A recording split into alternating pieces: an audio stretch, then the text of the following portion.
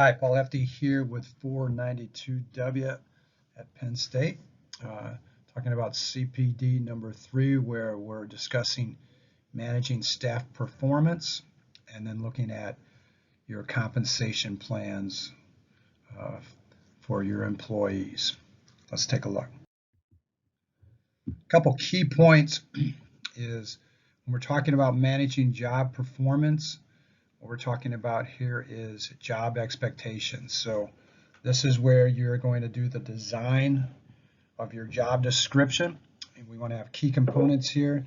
If you go onto Canvas under that first module for tools, you'll see a job description template that will give you the headers and subheadings so you understand how extensive your job description design needs to be, and you can use that template and fill it in for a position specific to your business.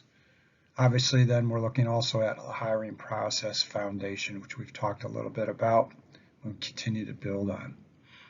With managing the job performance, this is goal setting, and then more importantly, providing some feedback. Next then is compensation plans, and what we'll look at here are incentives and then different forms where we talk about salary versus hourly, overtime, pluses and pros and cons with that, commissions, bonuses, and so forth. And then what we like to call perks or additional benefits that are individually designed for the people in your organization. And lastly, we can look at performance-based pay. Right, with health law, you want to think of some ideas here is what are the rewards or incentives for you as a business owner to provide health benefits, health insurance for your employees. Remember, 50 is that magic number for full-time employees. If you have 50 or more, you're required by law to provide it, but if not, you are not required by law if you're under the 50, but there are tax deductions that will be provided if you give benefits, health benefits to your employees. So again, we want to think about way to manage our staff performance and develop a compensation program. When we talk about compensation here for the class, we're talking about first health benefits or health insurance for your employees, and then we're looking at different forms of compensation as well as perks within that. So again, we talked about those health law ideas.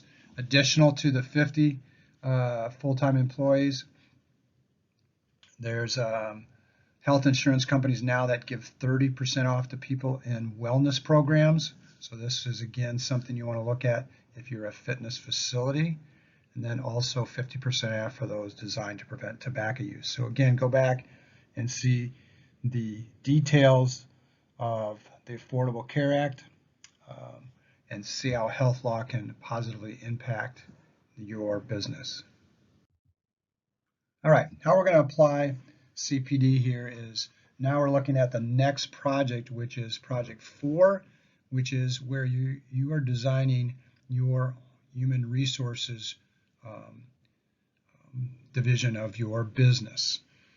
One of the things we're talking about here, there's a whole section on project 4 where we talk staff development or your human resources, your internal training, and this is basically you're going to set up an orientation training session and plan for your staff. We'll look at different external training and development, and you'll talk about ways you'll implement that in your staff development, training, evaluation, assessment. Again, compensation plan, we're talking about first health benefits, health insurance, and then additional perks.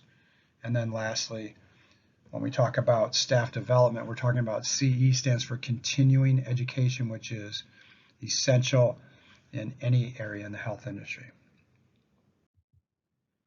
All right, first off, when you do your design of your business mission, you want to talk about what your identity.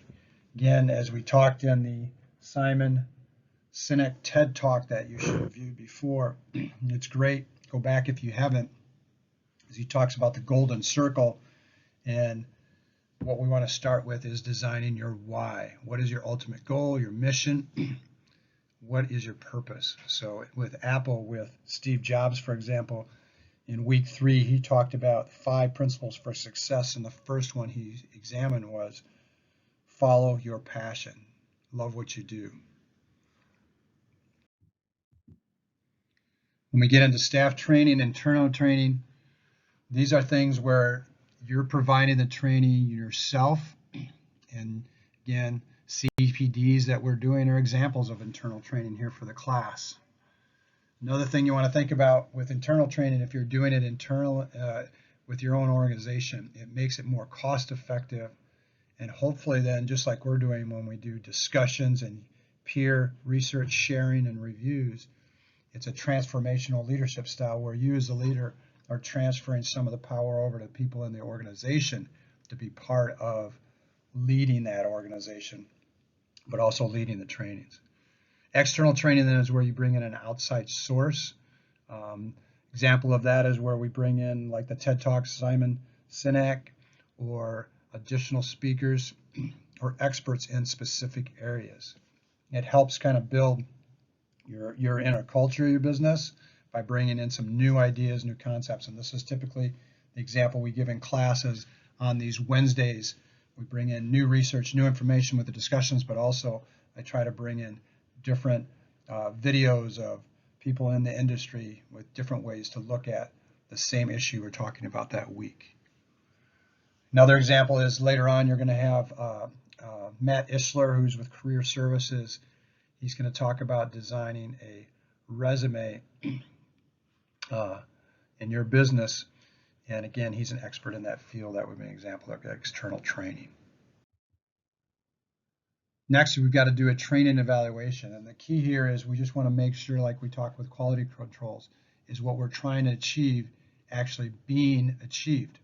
Again, good examples of quality controls are the quizzes we do online to make sure you understand the terminology from the textbook, the discussions where we're doing research and so forth, and then the written project. So you want to start with objectives here, the SMART goals they talk about is a great one. It's page 85 in the textbook. Again, it's best if we combine objective and subjective feedback. So I like to, with your evaluation forms, when you provide an example, we would want to have a point system, but also then you want to have a way to provide some written justification for that rating. The two need to be together. The ultimate goal here is just we improve and we look at evolving whatever you decided your mission or your vision or your focus is for your business. When we talk about compensation, again, we're talking about health benefits first, but then we want to look at what your organization, people in your organization, what their real needs, what they want and why they want it. Good example with Diggs is New Belgium Brewery in Colorado. They have a campus where they have actually volleyball courts. They have running and bike trails because the employees in their business are kind of outdoor active people. The culture then provides some fun at work and a healthy type of lifestyle. Number 3 then, they give back to the community that they're part of. You can see they're doing a ton of financial support in the different communities. Again, incentives, these are called incentives to motivate your people. Another example here from Time Magazine are 11 different ones. You can see down here number 7, USAA. They include a 401 program. This is kind of your investment plan with your organization where they'll match up to 8%. So if I'm going to take, for example, like here at Penn State, I can take 8% of my salary and put it towards an investment plan, and then they'll match another 8%. So essentially I'm getting 16% of my salary put away every year for future investments and retirement plans. Another set of compensations is just, again, look at Outside Magazine is the way to look at fitness plans you could provide, vacations, flex time like we do on Fridays, Washington Post shows different things, different groups, travel to wellness to just finance, creative things. So let's do a workshop here quick. Brainstorm on these first ones. What is your why? What's your purpose, your identity, your vision? It's important to use this. Like Simon Sinek talked about. Know your why. Number 2, how and who. The program design. Who's going to be doing that, and how are you going to work towards that vision or that why or that purpose? And then last, what is the guide for your staff performance, and how often are you going to do these staff performances? Brainstorm the various ways to begin to look at compensation for your employees to motivate them. So these are those perks, additional things. Decide if you are going to provide health benefits or not, and you can cite then health law. And lastly, then share these ideas together in your discussions. This is an opportunity to steal from each other and use the strength of the group versus doing this individually.